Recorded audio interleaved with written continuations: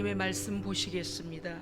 하나님의 말씀은 고린도 후서 6장 14절부터 7장 1절까지 말씀 교독하시겠습니다. 고린도 교회에 거짓 교사들이 들어가서 성도들을 미혹했습니다. 그래서 사도에 대하여서 가르침을 방해하고 그리스도의 복음과 성령의 세례 받는 것을 대적하게 하여 할례를 받게 하기도 하고 또 몸에 뭔가 표식을 내게 하는 그러한 것으로 바꾸려고 했습니다. 성도들이 흔들렸습니다. 어떤 자들은 또 바울 사도의 사도권을 의심하기까지 했습니다. 그래서 신실하지 못하다, 예수님의 직제자가 아니다.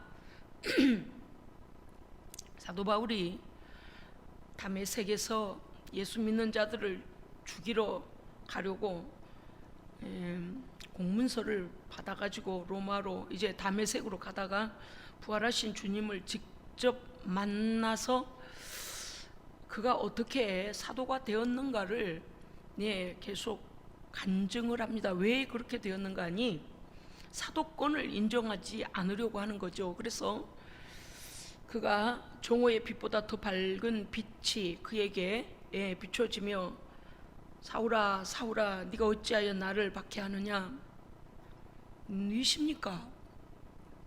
나는 네가 핍박하는 예수다.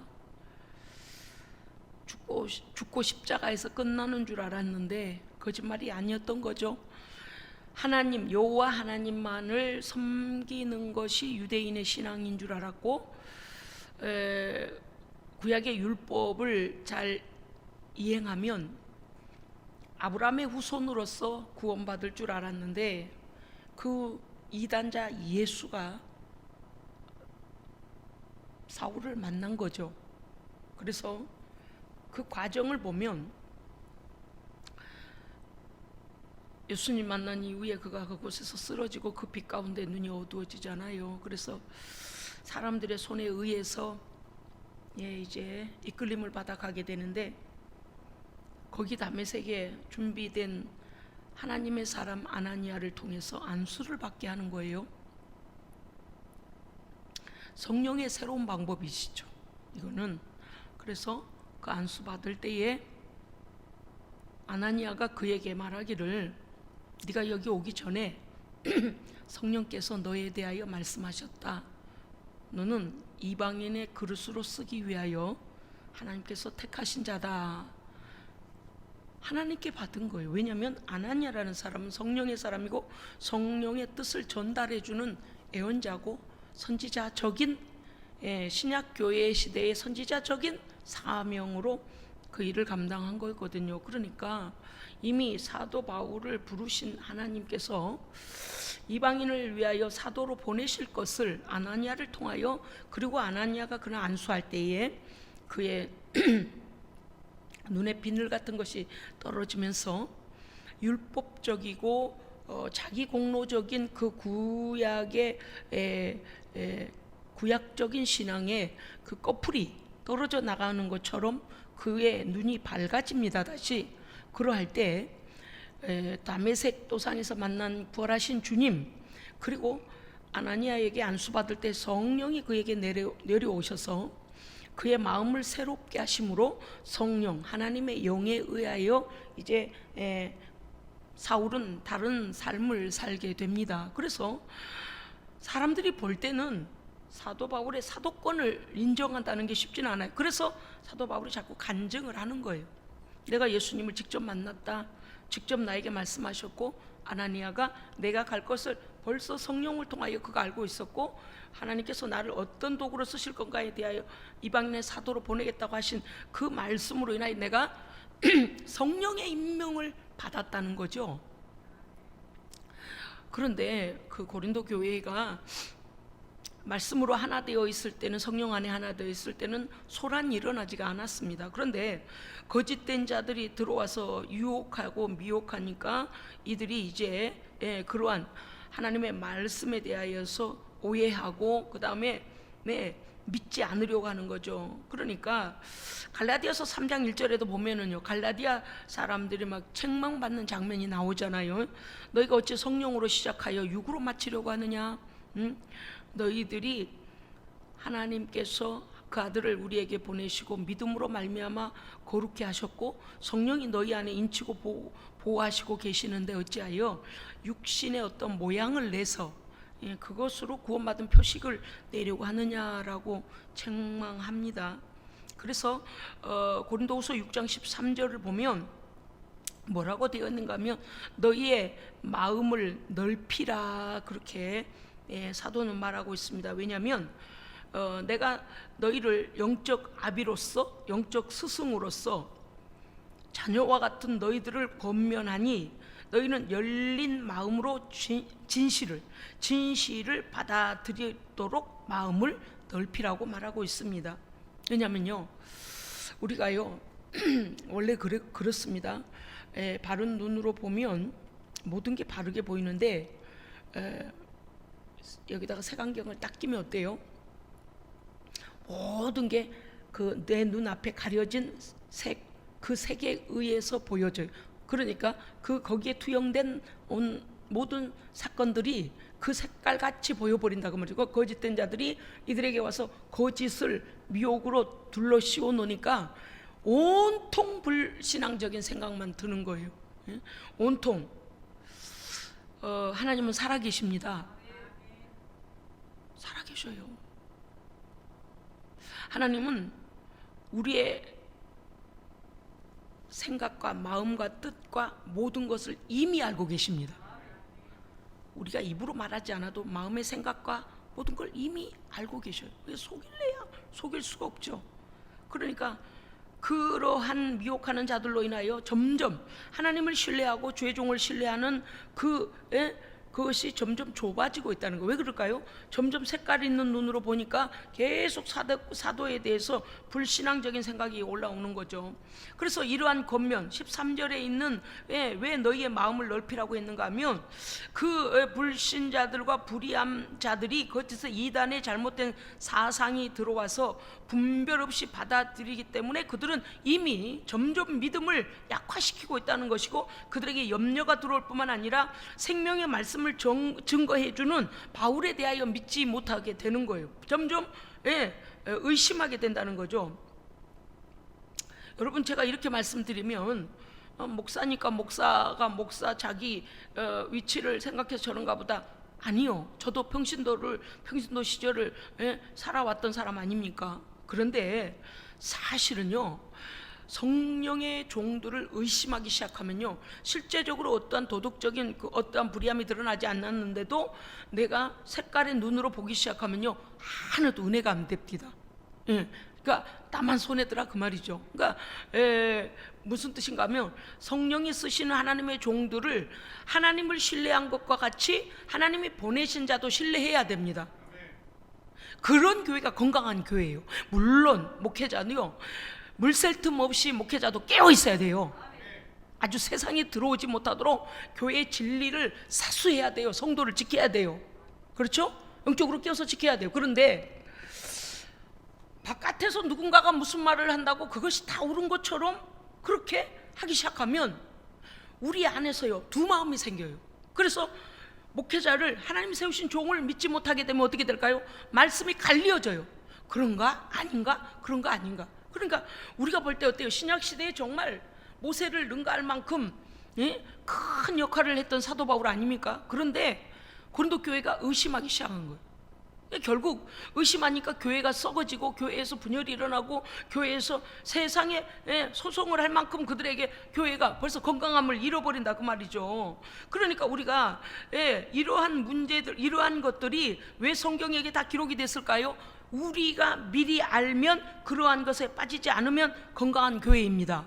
미리 대비책 빠져 있다면 어떡하라는 거예요? 성경이 제시하시는 말씀 안에서 빨리 회복하라는 것입니다. 빠지기 전에 예방약을 미리 맞아야 돼요. 그죠? 왜냐하면 뭐 코로나19 때문에 지금 뭐 백신 가지고 막 여기저기 나라들에서 어떤 나라는 막 코로나 뭐야 백신 관광을 와라 뭐 또 어떤 나라는 막 팔아먹기 바쁘고 어떤 나라는 막 사서 그냥 비축해놨다 그러고 어떤 나라는 그냥 모자라서 날리고 어떤 나라는 그냥 가스가 모자라 갖고 그 산소통 그거 그냥 줄 서고 난리도 그런 난리가 없잖아요 지금. 그런데 그 백신을 왜 맞으라고요? 물론 우리나라에서는 50명 정도 뭐 원인은 확실하게 나지는 않았지만 밝혀내지는 못했지만 연관성에 대해 말하지는 못했지만 어쨌든 간에 백신을 맞고 나서 죽게 된 사람이 50명쯤 됩니다요.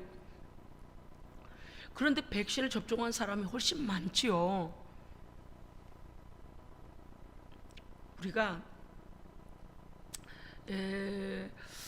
하나님께서 우리에게 주시는 말씀은 또 그와 같이 여러분 깊이 생각해 보셨습니까? 이 시대에 생각하면 중국 우한에서 시작해서 정말 말도 안 되는 짓을 해가지고 말이야 온 인류한테 이렇게 해를 끼치고 막 사람을 생각하면 짜증이 나기도 해요. 그 나쁜 놈들 뭐에다가 도대체 이렇게 온 세상에 이렇게 악영향을 끼치나 이런 생각도 들지만 모든 것을 아시고 섭리하신 하나님을 우리가 이해한다면 아멘, 하나님께서는 여전히 선하시고 온전하십니다. 네, 알고 계셔요. 그런데 그거 생각해 보셨습니까?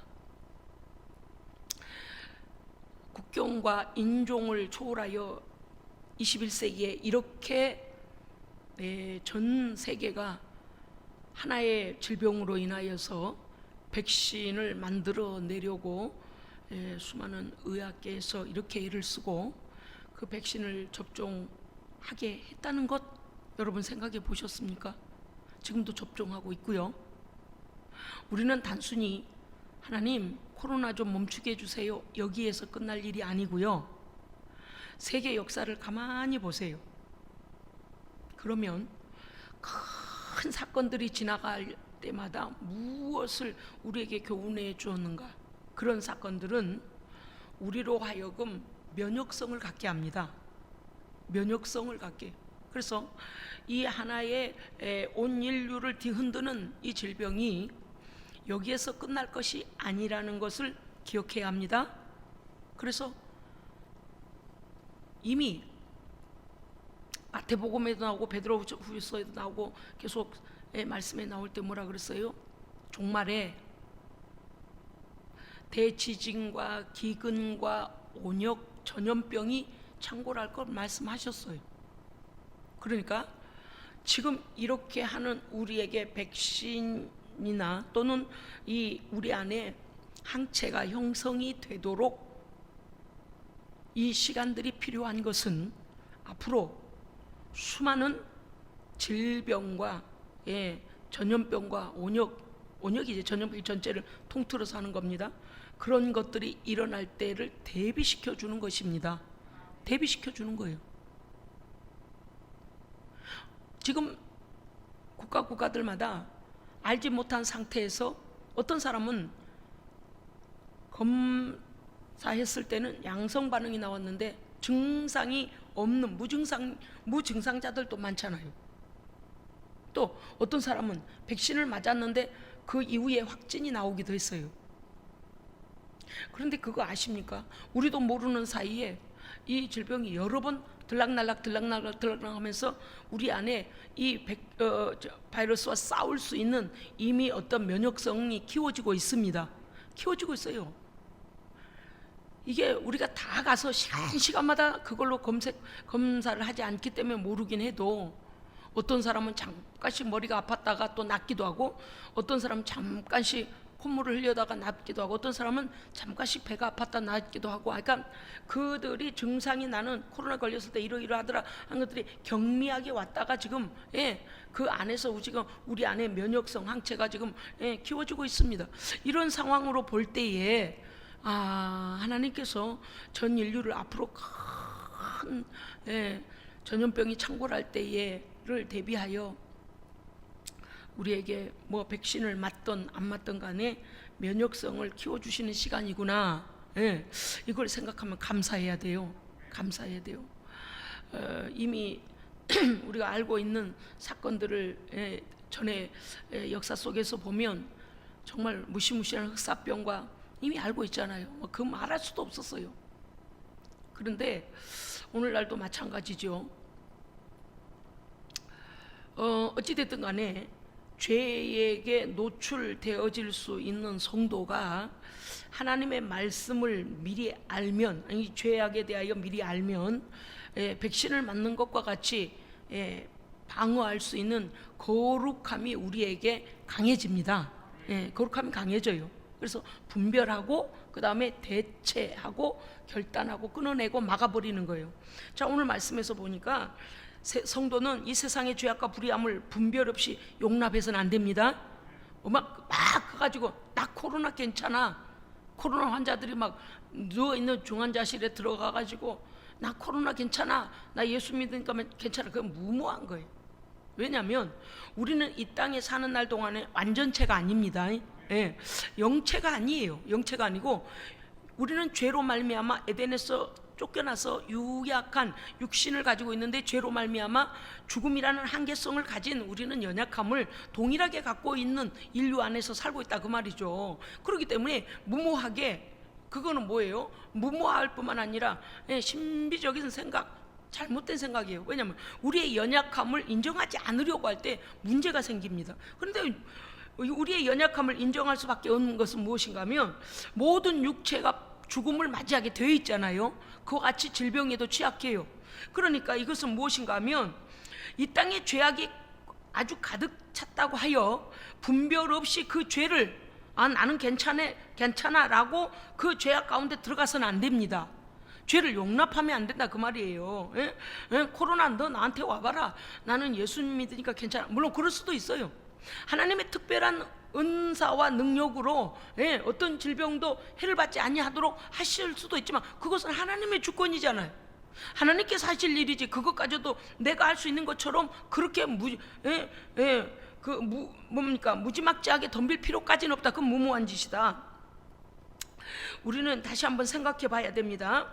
자, 이 문제를 우리가 어디에다 빗대 보는가 하면요, 이스라엘 백성들이 애굽에서 400년 동안 종살이 할 동안에 그들은 한 번도 애굽에서 주인 노릇 한 적 없어요.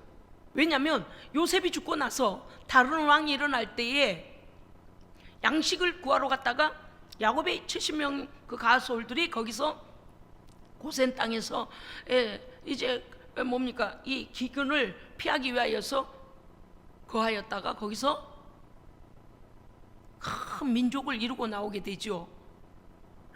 언제나 바로의 통치 아래에 있었어요. 그리고 애굽 사람의 종노릇했어요. 그런데 하나님께서 모세를 보내셔서 내 백성을 데리고 나가라. 무엇 때문에 데리고 나가라 그러셨어요? 목적이 무엇이었나요? 하나님께서 왜 이스라엘 백성들을 데리고 나가라고 하셨을까요? 예배하라고. 왜냐하면 애굽에서 종노릇 하고 있는 동안에는 하나님을 예배할 수가 없는 거예요. 자유가 없는 거예요. 예배의 자유가 없는 거예요. 또 하나님만을 예배해야 되는 구별받은 백성인데 그들이 종노릇하고 있기 때문에 언제나 그들의 주인이 애굽 사람이었어요. 언제나 그들의 왕이 바로였어요. 그 땅에 있는 동안에 노예니까. 그래서 해방시켜서 하나님만을 예배하게 하시려고, 할렐루야, 그래서 데리고 나오라 하신 거예요. 목적은 하나였습니다. 하나님의 백성, 하나님을 예배하고 하나님 안에 거하며 하나님과 교통하기 위하여, 더구나 그들에게는 하나님께서 가게 하실 약속의 땅이 준비되어 있었습니다. 그리고서 모세 인도함을 따라서 홍해를 그들의 노력 없이 하나님의 일방적인 권능 안에서, 할렐루야, 하나님께서 홍해를 갈라주셨어요. 하나님께서 홍해를 가르신 그 홍해, 그 바다를 어떻게 했어요? 마른 땅처럼 건넜더라. 이미 건너왔어요. 이제는 무엇을 위해 가야 돼요? 약속의 가나안 땅을 위해 앞으로 전진해야 됩니다. 이미 물은 합쳐졌어요. 하나님의 초월적인 사랑과 은혜가 그 강을 열어주셨던 그 은혜가 이제 다른 방향으로 광야를 가는 동안에 구름 기둥과 불 기둥으로 그들을 인도하고 계시는 겁니다. 그런데 미련 맞은 인간이 예를 들어 아이고 홍해가 붙어버렸네, 홍해 물이 합쳐졌네, 나 저곳으로 돌아가야지.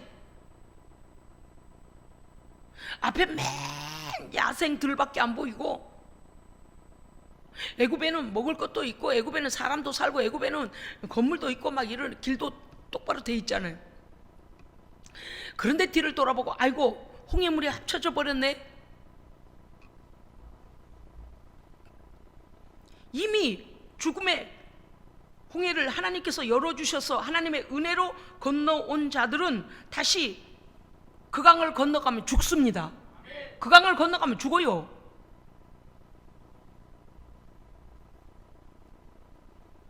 그것이 이스라엘 백성들의 홍해를 건너 가나안 약속의 땅을 향하여 전진해야 되는 이유였습니다.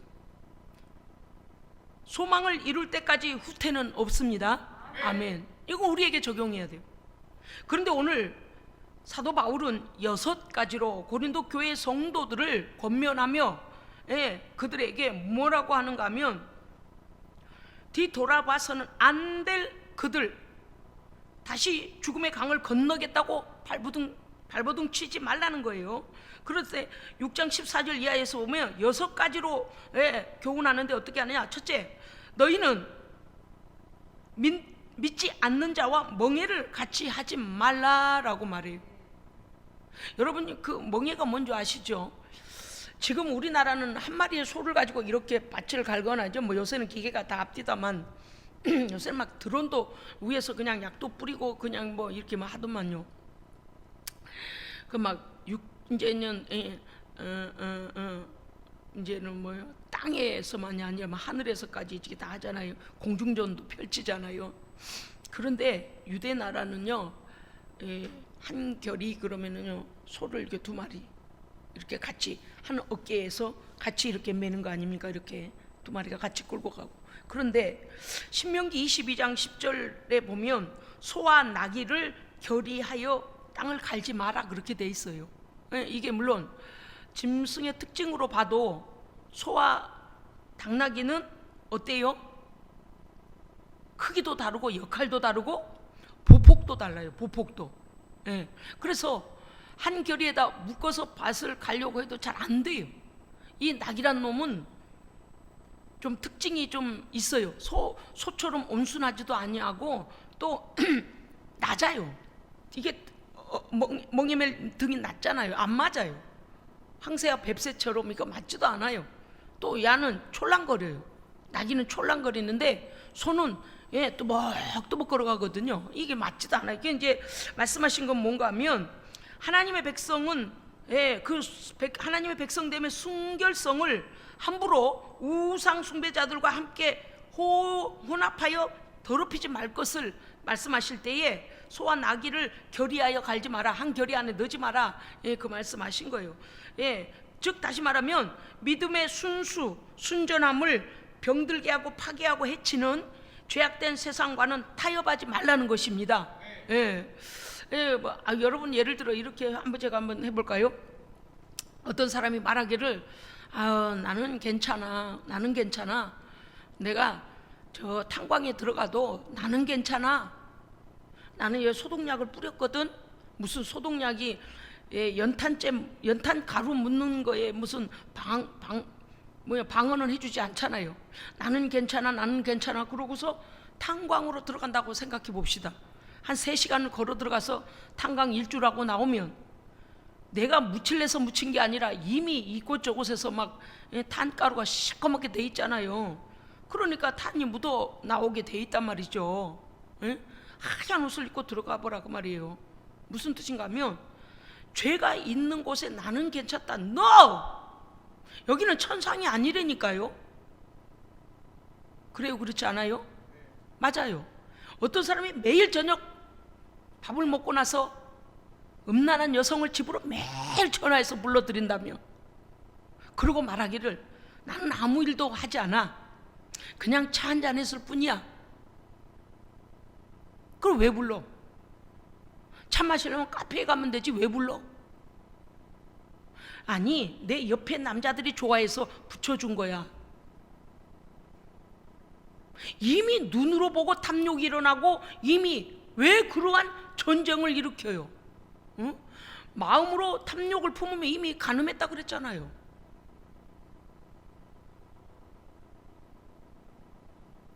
어느 날 제가 그 먼 거리를, 장거리를 운전을 해야 되는데 방배동에서 어떤 분이 제 차를 같이 탔어요. 그러면서 뭐라고 했냐면 이렇게 말했어요. 어떻게 해서 이제 제가 어떻게 해서 알게 됐는데, 그분이 자기 가족이 있는 곳을 가야 되는데 저하고 오는 경로가 좀 같았어요. 그래서 거기까지 데려다 주는 도중에 자기가 경험한 걸 저한테 얘기를 하더라고요. 그러면서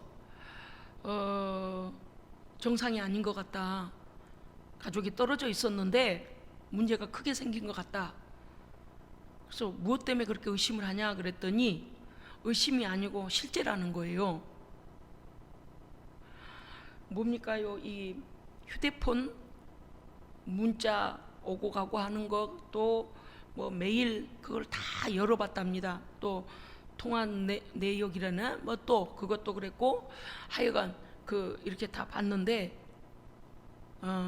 누가 있다, 자기 가족을 미혹하는 누가 있다. 그리고서 그 사람이 너무나 많은 증거들을 가지고 있어서 이제는 이대로 둘 때가 아닌 것 같다. 아이가 고3인데 그 아이가 지금 그러한 것 때문에 뭔가 지금 눈치를 챈 것 같다는 거예요. 왜냐하면 그것을 같이 이렇게 열어봤다는 거예요. 그래가지고 그분이 이제 제 차를 타고서 숙소를 갔어요. 그 사람 숙소를 좀 데려다 달라 해서. 그래서 이제 데려다 주고 한 두세 번인가 그렇게 매주마다 제가 이렇게 태워다 주게 됐습니다. 그랬는데 이제 그 분이 그런 얘기를 해요. 정말 어떤 사람도 믿음으로 극복하리라 라고 자기를 죄에다 노출시키는 사람이 죄를 짓지 않은 사람은 없더라는 거예요. 그러면서 이제 그러한 얘기들을 하면서 여러 가지 절차들을 고민하는 것을 제가 들은 적이 있습니다. 좀 안타까웠죠.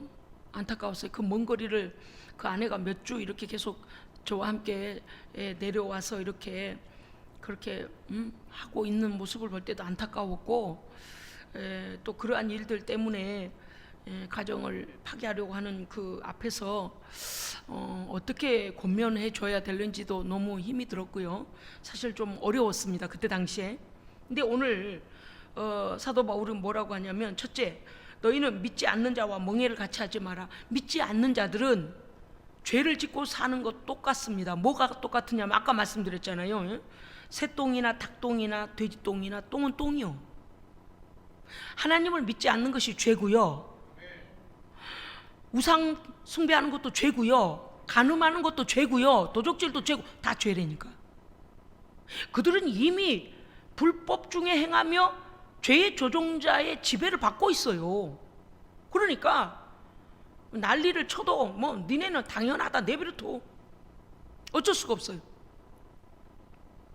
그런데 예수 그리스도의 그 거룩하신 피로 죄 용서 받은 하나님의 사람들이 어찌하여 그 멍에가 죄의 멍에 가운데 다시 들어가냐 그 말이에요. 두 번째는 뭐라고 했냐? 그들의 이해를 돕기 위하여 의와 불법이 어찌 함께 할 수 있겠느냐. 이게 말이 됩니까? 의는 뭐냐니 디카이시오네, 하나님의 의에 기반한 의의 삶에 의로운 삶을 포함한 의를, 하나님의 거룩을 얘기하는 거죠. 불법은 무엇입니까? 아노미아라고 해서 헬라어로 보면 원어의 아노미아예요. 이건 뭐냐? 하나님의 말씀을 거스르고 대적하는 것을 말해요. 이건 전혀 함께 할 수가 없어요. 신자는 하나님께로부터 받은 칭의로 인하여 의롭다 여김을 받았습니다. 그렇기 때문에 하나님을 대적하는 자들과 어떻게 하나가 될 수 있느냐 그 말이에요. 예? 그들은 그렇게 사는 게 그냥 상식이에요. 어떤 사람들 저보고 목사님 뭐 그렇게까지 그러냐고 나한테 그래요. 당연히 챙겨야죠. 성도 챙겨야죠. 예수의 피값을 왜 그렇게 가볍게 여기는데 그렇게 살도록 놔둡니까? 그 다음에 너희가 세상을 사랑하면 하나님과 원수가 되나니 그랬잖아요. 그러니까 세상의 죄악을 따라가면 너는 벌써 하나님과 원수된 자리에 있다 그 말 아닙니까? 그 다음에 세 번째는요, 그들의 이해를 돕기 위하여 사도 바울이요 빛과 어둠이 어찌 사귀겠느냐 그랬어요. 세상에 빛은 진리의 빛이신 그리스도를 통하여 받는 신자 성도를 말하는 것이고, 어둠은 뭐예요? 죄의 지배를 받는 불신자들을 말하는 거 아닙니까? 여러분요 잘 들어보세요. 빛은 어둠을 내어 쫓습니다. 빛은 어둠을 내어 쫓아요. 빛은 뭘 내어 쫓는다고요? 빛은 어둠을 내쫓아요. 어둠은 빛을 거부합니다. 거부해요. 어떻게 그런데 이 둘이 사귀냐 이거 말이에요. 빛하고 어둠이 어떻게 사귀냐고 말. 그러니까 회색지대는 있다 없다? 없어요. 정신 나간 소리하고 완전히. 어디서 회색지대가? 너네 종교도 우리 종교도 신을 찾는 거니까 같은 거다.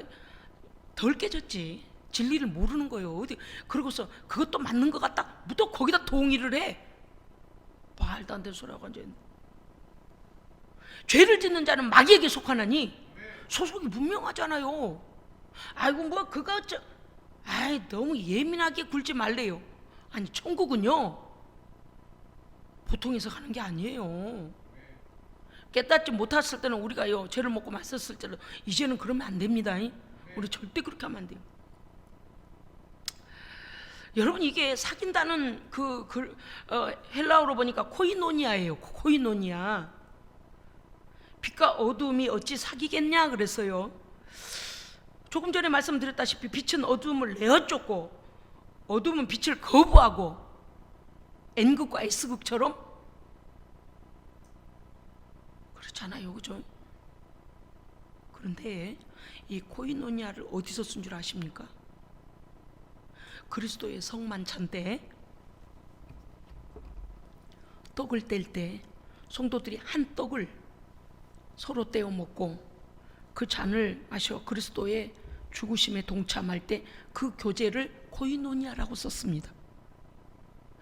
나의 죄를 위하여 죽으신 마귀의 일을 멸하려고 오신 예수 그리스도의 죽으심에 동참하기 위한 성도들의 거룩한 성만찬에 그 나눔에 코이노니아를 썼습니다.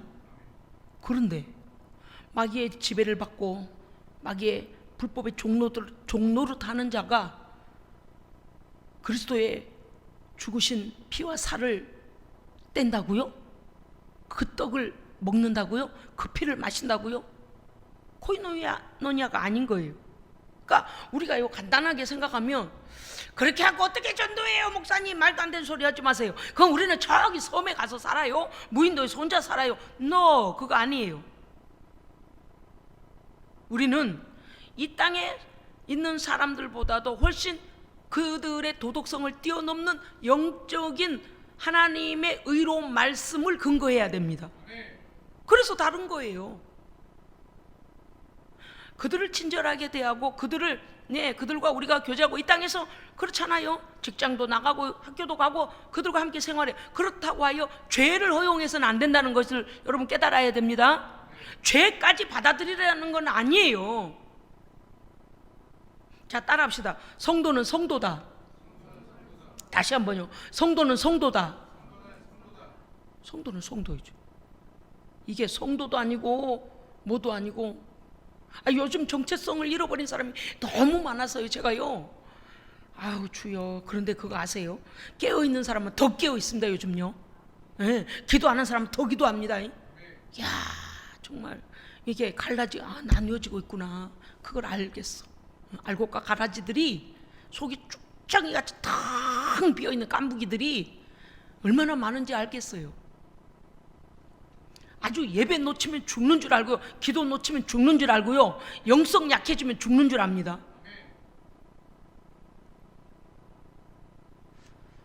성령님은 모든 걸 다 알고 계십니다. 아멘. 그게 말이 되느냐 말이에요.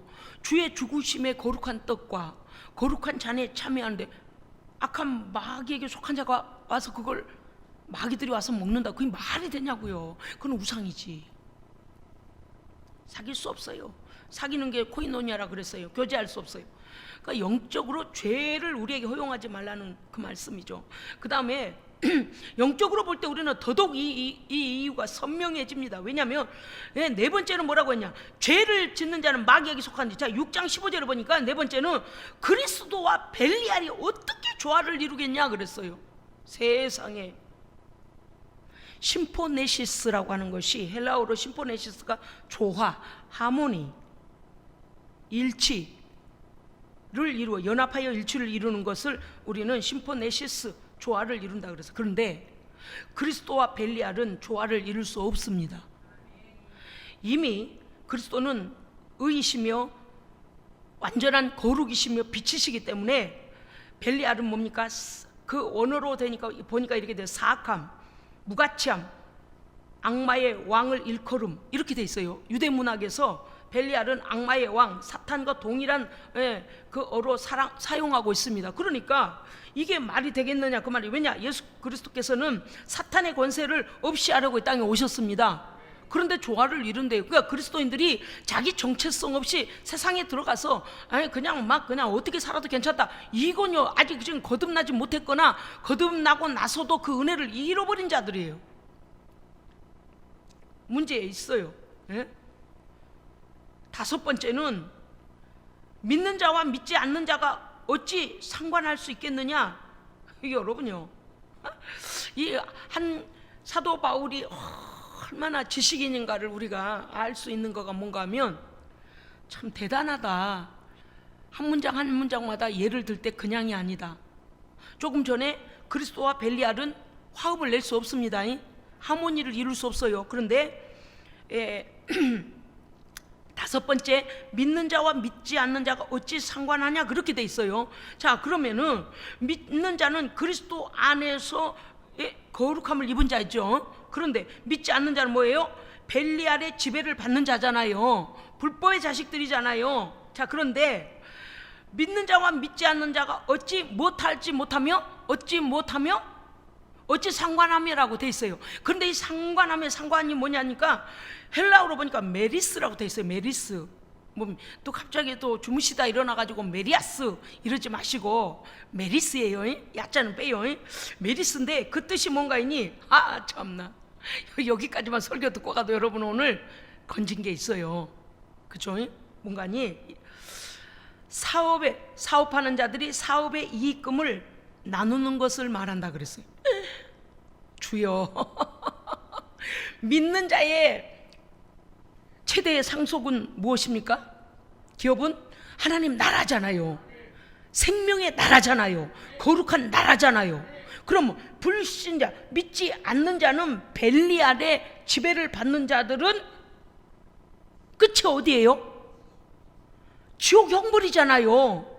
그러니까 하나님의 은혜 안에서 예수 그리스도를 통하여 약속된 하나님의 나라는 예수 그리스도를 믿는 자에게 주어지는 유업이잖아요.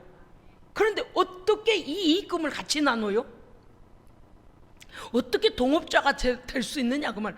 어때요 여러분? 여기까지 듣고 나니까 야, 말이 안 될 소리다. 그래요, 그렇지 않아요? 그런 거예요. 얼마만큼 성도들이 죄를 구별하고 죄와 분리하고, 할렐루야, 그렇게 살아야 하는 것을 사도 바울이요, 지금 구절구절마다 의와 불법이 어떻게 연합 함께하며 빛과 어둠이 어찌 사귀며, 아까 사귄다는 게 뭐라 그랬어요? 코이노니아는 어디에 나온다고요? 그렇죠. 그리스도의 우리의 죄를 위하여 죄값인 사망을 담당해 주신 예수 그리스도의 죽으심을 기념하는 성만찬에서 그 한 떡에 참여하고 한 피로, 그리스도의 피로 거룩하게 된 성도들이 나누는 거룩한 교제를 코이노니아라 그랬다니까요. 그런데 거기에 벨리알, 귀신, 악한 사탄이 할 수 있다 없다? 없어요. 그래서 우리를 오히려 어떻게 해요? 믿음에서 끊어내려고 이것들은 방해하는 자들 아닙니까? 와 이러니까요 어떤 생각, 와 확실해지네. 왜 그리스도의 사람들이, 믿음의 사람들이 왜 하나님의 말씀대로 순종하고 살아야 하고 그 거룩함이 완전히 다른 세계입니다. 할렐루야. 다른 세계. 심포네시스, 조화를 이룰 수 없어요. 그 다음에 믿는 자와 믿지 않는 자가 상관하지 못해요. 뭐라 했어요? 메리스. 그 뭐라고요?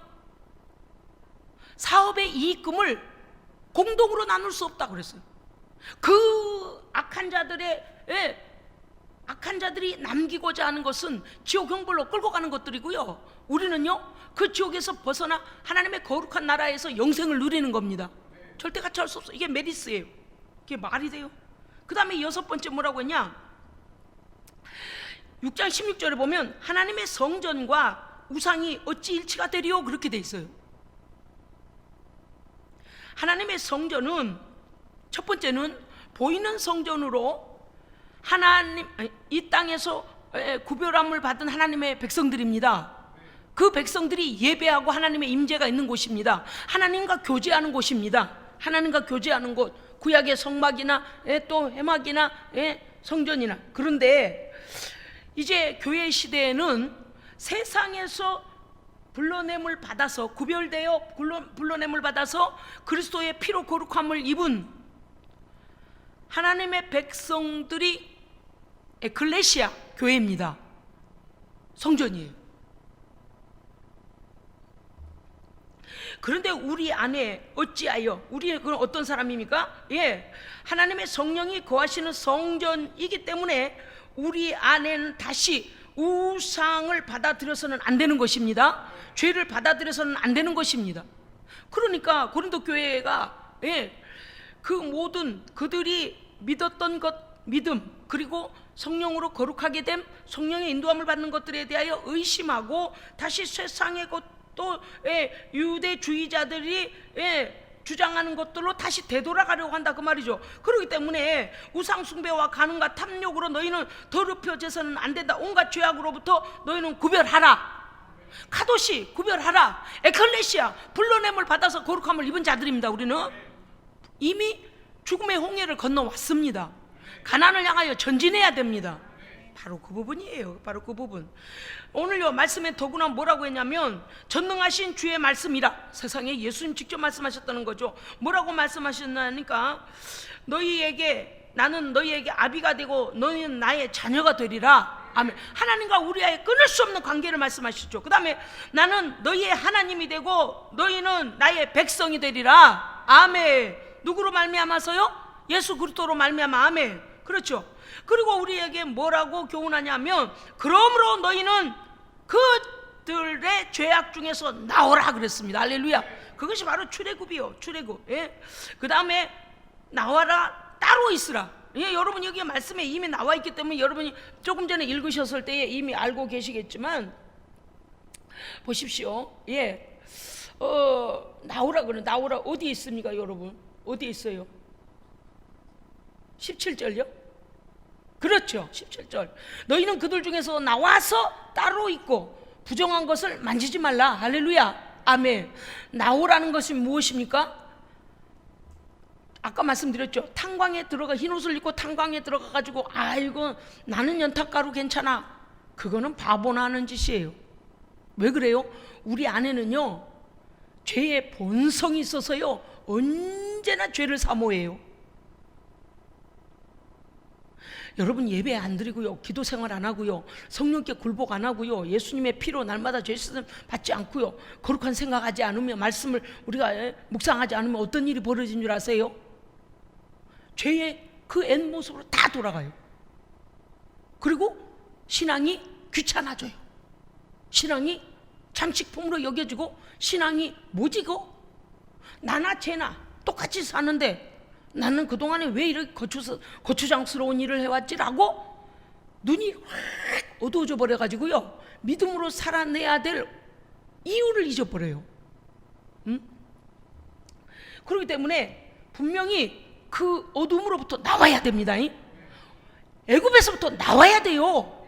나와야 주권을 회복해요. 예. 그 다음에 뭐요? 따로 있으라 그랬어요. 그게 이제 바로가 뭐라고 그래요? 자식들만 자식들은 남겨놓고 그냥 가라. 뭐 막 자꾸 이렇게 뭡니까 이거 뭐라 그러죠? 그 포로를 어느 남겨놓고 가라는 거예요. 말이 안 되는 소리요. 원래 그래요. 마귀는요 우리에게 아니 그것까지는 좋은데 이것까지는 하지 마. 그걸 보고 우리는 타협이라고 해요. 마귀는 우리에게 죄와 타협하게 하려고 타협을 제시합니다. 우리 마음속에도 그러잖아요. 아니 그것까지는 용납이 되는데 이것까지는 하지 마. 아니 그것까지도 많이 한 거야. 그것까지 순종했으면 됐어. 이것까지는 하지 마.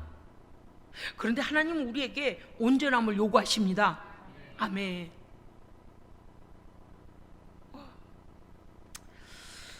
우리가요 하나님의 말씀 앞에서 온전해지면요 모든 것이 회복됩니다. 그런데 언제나 온전함으로 오지 못하고 양다리를 걸치고 들락날락거리면 자기가 가지고 있는 모든 것은 불안한 조건입니다. 여러분 이거 삶에서 체험하셔야 돼. 언제 내 손에서 모든 게 빠져나갈는지 알 수가 없어요. 언제 어떤 일이 닥칠는지 절대 보장이 안 돼요. 예? 죄와 의 사이에서 양다리를 걸치고 아무런 영적 제재 없이 성령께서 우리에게 말씀하신 것에 대한 믿음의 깨어짐 없이 깨어남 없이 계속 그 정도로만 살면 우리의 모든 것들이 보장되는 것이 없습니다. 확실해야 됩니다. 할렐루야. 확실해야 돼요. 성도는 거룩함으로 늘 훈련이 되어지면은요 나중에는 인격이 되어지고 거룩한 천국의 삶을 이 땅에서도 살 수 있습니다. 생각하는 것이 거룩하고 생각하는 것이 기도하고 예배하고 하나님의 의를 행하고 복음을 증거하고 사람들에게 나누어주고 베풀고 이 마음의 미움과 원망이 사라지고 할렐루야. 성령이 주시는 감사와 감격과 평안과 기쁨과 천국을 이루며 사는 거예요. 그런데 이렇게 간판만 그리스도인이라 해놓고서 왔다리 갔다리 하면은요 이게 뭐냐 양신 역사예요. 양신. 하나님도 섬긴다고 말하고 우상도 왕으로 그 밑에 가서도 또 절하는 그런 나쁜 제가 지금 점잖게 말하려고 나쁜이라 그랬어요. 내가 본래대로 하자면 이거 아주 험악한 말이 지금 나오게 생겨가지고 단어를 뭘로 선택할까 하다가 지금 나쁜 정도가 아니라 무시무시한 일이 벌어져요. 여러분요 우리는요 이 땅에 살면서 하나님의 은혜 안에 살고 마음이 분명해져서 감사합니다. 왜요? 하나님께서 우리에게 보장하심도 분명하니까요. 아멘. 보세요. 나와라 따로 있으라 그 다음에 뭐라고 하셨는가 하니 부정한 것을 만지지 마라 그랬어요. 이것은 직접적인 죄에 관여하지 마라. 할렐루야. 아멘. 사랑하는 성도 여러분이요 세상이 아무리 변해도 하나님의 말씀은 1.1억도 안 변하고 다 이루어집니다. 말씀이 우리의 심판의 기준입니다. 그러니까 심판이 시작되기 전부터 우리는 어떻게 살아야 돼요? 거룩하게 살아야 돼요. 그래야 천국을 아무런 두려움 없이 올라가지. 그러지 않으면 무슨 일이 벌어질까요? 이미 우리의 마음의 두려움이 이미 시작됐다고 그랬어요. 자, 오늘 말씀은 부정한 것을 만지지 말라. 죄와 섞이지 말고 죄를 허용하지 말고 죄를 타협하지 말라. 따라합시다. 섞이지 말라. 허용하지 말라. 타협하지 말라. 아멘. 여러분요 물감을 제가 지금 물감이 없긴 해요. 이럴 줄 알았으면 물감대를 뭘 좀 가지고 나올 걸 그랬네. 아까 비트를 가지고 올 걸 그랬네. 그쵸? 여기다가 비트 오늘 물을 여기다 딱 넣는 순간 어떻게 되겠어요? 이건 색깔을 변하겠죠. 자, 그 다음에 노란색하고 파란색을 섞으면 뭐가 됩니까? 노란색하고 파란색을 섞으면 무슨 색이 나와요? 초록이 나와요. 그죠? 미술 공부한 지 오래되셨어요? 그 다음에 맞아요. 노랑하고 파랑은 초록이 나오죠. 그 다음에 빨강하고 파랑을 섞으면 뭐가 나옵니까? 보라색이 나오죠. 이제 깨어났어요. 미술 시간이에요. 흰색에다 검정을 좀 넣으면 무슨 색이 나와요? 회색이 나오죠. 그 다음에 주황은 무엇과 무엇을 섞으면 주황이 나옵니까? 빨강과 파랑은 초록이고 빨강과 노랑은 주황이 나와요. 자, 목사님 아까부터 왜 저러셔? 정신이 나가는 거, 정신이 하나도 없네. 무슨 소린가 하면 우리가 원래 복음으로 정결케 된 속에 어떤 죄든 간에 들어오면 색깔을 나타내게 돼 있어요.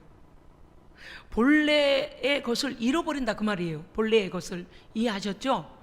파랑과 빨강이 만나면 보라라는 색이 나오고, 노랑과 빨강이 나면 주황이 나오고, 파랑과 노랑이 만나면 초록이 나와요. 그러니까 나는 괜찮은데요, 괜찮지 않다는 거를 제가 지금 말씀드리는 겁니다. 그래서 오늘 사도 바울이 뭐라고 했냐? 죄를 섞지 말고, 허용하지 말고, 타협하지 마라. 아멘.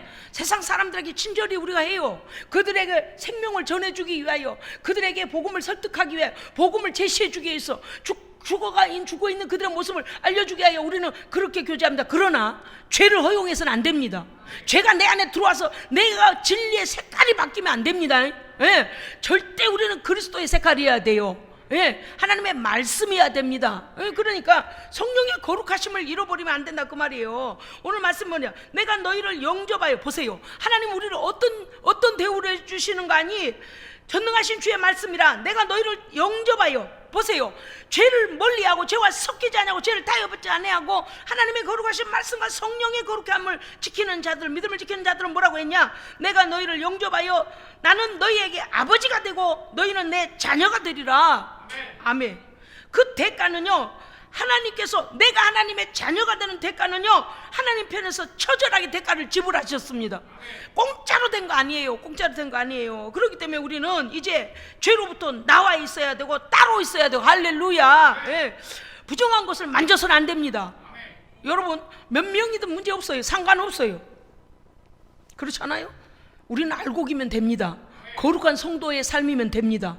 네, 여러분요, 이 마지막 때는 하나님께서 모든 것에 재어보고 계세요. 흔들어 보세요.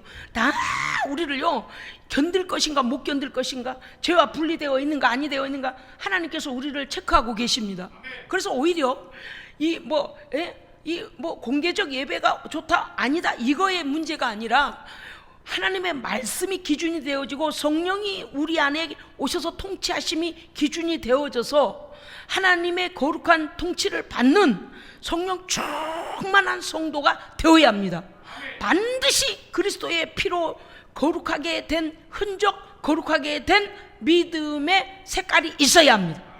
진리를 왜곡하거나 거짓으로 넘어뜨리려고 하는 것과 섞여서는 안 돼요. 섞여서는 안 돼요.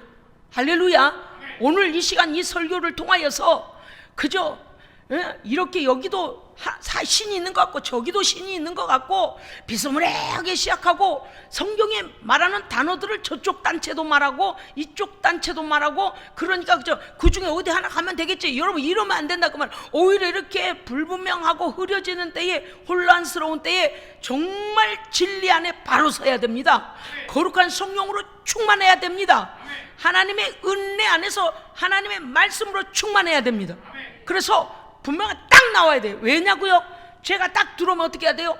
여기 안에서 거절하고 끄집어내야 돼요. 우리의 양심과 선한 하나님의 의로, 예수 그리스도의 의로 우리에게 주신 것이 오염되지 않도록 우리는 스스로 우리의 삶을 살펴야 됩니다. 어떤 사람이 대신해 주는 게 아니에요. 옆에 있는 사람이 대신해 주는 거 아니에요. 죄를 숨기고 있다고 해서 옆에 사람이 집게 갈고리를 갖고 와서 난 너 이리 와봐, 네 안에 죄가 들어갔네, 내가 갈고리로 끄집어 내줄게, 안 된다니까요. 왜? 자기 스스로가 양심의 법과 성령의 법으로 진단해서 이 예수 그리스도의 권세의 이름으로 끄집어 내버려야 돼요. 쫓아내야 돼요. 자기가 쫓아내지 않으면 안 돼요. 응? 왜냐? 성령이 거하시는 성전입니다. 우리는요. 그래서 뭐라고요? 하나님의 성전과 우상이 함께 할 수 없습니다. 그렇기 때문에 내쫓아버려야 돼요. 내쫓아버려야 돼. 이건 정말 버린다를 여기다 붙여야 돼요. 에? 내쫓아버려야지 죄를 옹호해주고 합리화를 시켜주고 숨을 자리를 마련해주고 텐트를 쳐주고 죽는 거요. 죽는 거요. 저는요 하나님께 감사합니다. 우리 사랑하는 예수님교회 성도들이 뭐라해도 분별력은 있잖아요. 뭐라해도 말씀대로 살아야 되는 불타는 사명감이 있잖아요. 뭐라해도 우리의 믿음의 대상은 예수 그리스도임을 우리는 믿잖아요. 성령 충만 받기 위하여 우리는 기도하잖아요. 우리의 삶에서 악을 쫓아내잖아요. 우리는 완전하게 살 수는 없어도 온전하기 위하여 성령과 동행합니다. 그러한 사람만이 오늘 뭐라고요? 오늘 이 성별된 성결의 삶을 통하여 하나님의 약속 가운데 들어가게 되면 하나님께서 우리의 아버지가 되시고 하나님께서 우리의 하나님이 되시는 것입니다. 사랑하는 성도 여러분이요, 오늘요 6가지 예를 들어가며 사도 바울이 왜 함께할 수 없다, 사귈 수 없다, 왜 이룰 수 없다, 심포네시스 이런 말들을 왜 썼는가를 곰곰이 깊이 생각하시면서 그렇구나, 아예 이거하고는 분리해야 되는구나. 할렐루야. 그래서 성도다운 성도가 되시기를 주의 이름으로 축복합니다. 아멘. 기도하겠습니다. 아버지 하나님, 김종훈 안수집사님 감사헌금이 올라왔네요. 아버지 하나님 감사합니다. 우리의 삶의 여정마다 아침에 눈을 떴을 때부터 시작하여 밤에 눈 감을 때까지 하나님의 말씀이 세미한 음성으로 들려지게 하시고 나의 삶에 분별이 일어나게 하여 주옵소서. 그러므로 그리스도의 거룩한 피로 값주고 산바된 나는 벨리알과 조화를 이룰 수 없고 우상이 내 안에 들어올 수 없고 불법과 하나 될 수 없음을 하나님 앞에 고백하고 선포하고 거룩한 삶을 살게 하여 주옵소서. 아직도 구별하지 못하고 세상을 따라가고 있는 안타까운 성도들 주여 불쌍히 여겨주셔서 속히 하나님의 말씀과 성령 안에서 구별을 할 수 있는 믿음까지 자라게 하여 주시옵소서. 죄가 들락거리면 어떠한 악의 영향력도 미칠 수 있으니 죄로부터 분리되게 하시고 그리스도의 핏값의 사람이라는 것 잊지 않고 거룩한 삶을 살아내게 하여 주시옵소서. 사랑하는 아들 하나님 앞에 감사헌금으로 그 이름으로 드리오니 주여 아버지 어서 속히 하나님께 돌아와 아버지의 거룩한 영광스러운 하나님의 백성으로 사는 삶의 기쁨과 그 영광과 감사를 누리는 아들이 되게 하여 주시옵소서. 우리 구주 예수 그리스도 이름으로 기도합니다. 아멘.